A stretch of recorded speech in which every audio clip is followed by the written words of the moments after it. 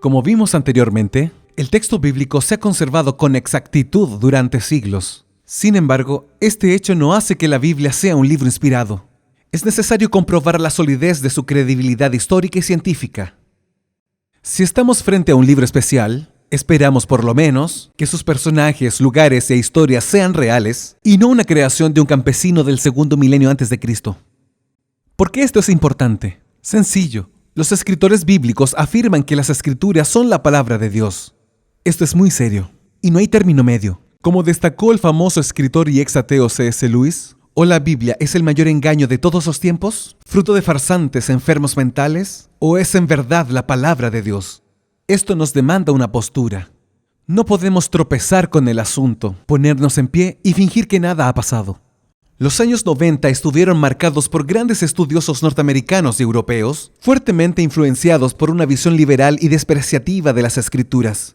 Niels Peter Lemche, Philip Davis y Thomas Thompson son solo algunos de los académicos llamados minimalistas, los que dan poquísimo valor histórico al texto bíblico. Philip Davis, de la Universidad de Sheffield, Inglaterra, ha dicho que el Antiguo Testamento debe haber sido escrito alrededor del periodo griego, tercer y cuarto siglo antes de Cristo, o del periodo romano, primer y segundo siglo antes de Cristo. No es en vano que incluso William Dever, uno de los principales arqueólogos de hoy, está luchando en contra de esta actitud displicente de estos estudiosos. Y él no tiene ninguna motivación religiosa para desafiar a esos investigadores porque es agnóstico. Se hicieron varios descubrimientos arqueológicos relacionados con la Biblia. Se estima que aproximadamente 40 personajes bíblicos tienen su historicidad confirmada por la documentación arqueológica. Este es el caso de David, del líder religioso de Israel en el tiempo de Jesús Caifás, del rey Ezequías, de Poncio Pilato, del rey Jehú, de Baruc, secretario de Jeremías, y de Herodes el Grande. Lo mismo puede decirse con respecto a los distintos lugares relacionados con la historia sagrada, que estuvieron enterrados durante miles de años y lugares inhóspitos del Medio Oriente. Algunos ejemplos son Capernaum, Jericó, el estanque de Siloé, Babilonia, Ur de los Caldeos, Nazaret y Ebla. Sir William Ramsay era un escéptico que no reconocía la historicidad de las escrituras. Influenciado por supuestos del iluminismo presentes en la teología alemana del siglo XIX, fue a Asia Menor con el único propósito de desacreditar la geografía y la historia del libro de Hechos en el Nuevo Testamento. Sin embargo, su investigación arqueológica demostró todo lo contrario.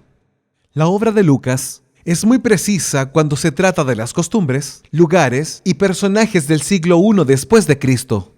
Ramsay consideró el libro de los Hechos como autoridad en materias de topografía, antigüedades y sociedad de Asia Menor, un aliado útil en excavaciones oscuras y difíciles. Además, llegó a referirse a Lucas como un historiador de primera magnitud. Aunque tengamos varias confirmaciones arqueológicas en ciudades y personajes bíblicos, estas jamás probarán lo sobrenatural. Tiene que haber un espacio para la fe. Sin embargo, al contrario de lo que muchos piensan, esta fe se basa en la evidencia. Para muchos, la ciencia y la teología bíblica son áreas excluyentes, pero cuando son debidamente comprendidas, tanto la ciencia experimental como la teología bíblica tienen mucho en común. Prueba de ello es que los primeros grandes científicos considerados como los precursores del método científico eran en su mayoría cristianos devotos. Por ejemplo, Galileo Galilei, Isaac Newton, Johannes Kepler y muchos otros, ¿no? Muchos científicos de hoy también pueden armonizar ciencia y fe. De hecho, al igual que con la arqueología, la ciencia experimental confirma muchas declaraciones bíblicas, a pesar de que la Biblia no es en realidad un libro de ciencias. Por ejemplo, la afirmación de que las estrellas son innumerables, en una época en que se pensaba que era solo unos pocos miles. La afirmación que la Tierra está suspendida en el vacío, la referencia a la presión atmosférica, nociones de salubridad, la indicación del mejor día para la circuncisión, porque como sabemos hoy en día, los porcentajes de protombina son altos en ese día.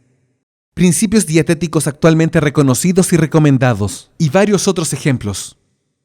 En su libro Razón, Ciencia y Fe, el doctor en filosofía de la Universidad de Chicago, J.D. Thomas, comenta lo siguiente. En este conflicto entre la Biblia y la ciencia, según el punto de vista popular, observamos que en verdad existe una tensión entre la Biblia y el cientificismo. La teoría en que la ciencia es el único método para el conocimiento de todo, y no una tensión entre la Biblia y la ciencia. El creador de la verdadera ciencia que motivó a los primeros científicos a desvendar las maravillas de la creación es también el Dios que inspiró a los autores bíblicos para revelar su voluntad al investigador sincero. Puede ser que el papel lo acepte todo, pero no tenemos por qué aceptarlo todo. Investigue, analice todo, examine las Escrituras y solo entonces tome su decisión. La Biblia es la palabra de Dios escrita. Debemos tener fe en su origen sobrenatural, pero Dios también ha dejado evidencias más que suficientes para llegar a la conclusión de que es un libro único en el que podemos confiar plenamente. Otro argumento a favor de la inspiración se basa en la exactitud de las profecías bíblicas.